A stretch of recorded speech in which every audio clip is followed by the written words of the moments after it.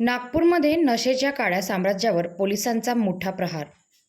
नागपूर शहरात नशेखोर आणि ड्रग्ज माफियांना आता सावध राहावं लागणार आहे।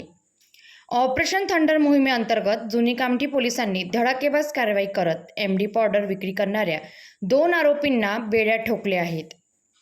विशेष म्हणजे जुना पोलीस स्टेशनचे नवीन वरिष्ठ पोलीस निरीक्षक विजय दिघे यांनी पदभार स्वीकारताच ही मोठी आणि प्रभावी कारवाई करून गुन्हेगारांमध्ये खळबळ उडवून दिली आहे।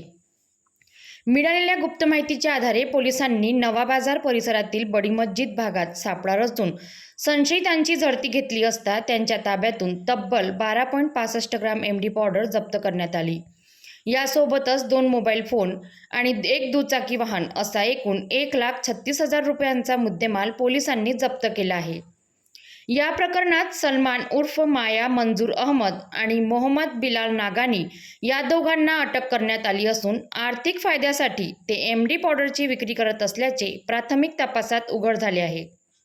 आरोपींविरुद्ध एनडीपीएस कायद्याअंतर्गत गुन्हा दाखल करण्यात आला असून पुढील तपास वेगाने सुरू आहे। नागपूर पोलिसांनी नशामुक्त शहरासाठी निर्णायक लढाई शहरातील तरुणांना नशेच्या विळख्यात अडकवणाऱ्या टोळ्यांविरुद्ध पोलिसांनी आता आक्रमक भूमिका घेतली आहे। सूत्रांच्या माहितीनुसार येणाऱ्या काही दिवसात आणखी मोठ्या कारवाया होण्याची शक्यता आहे।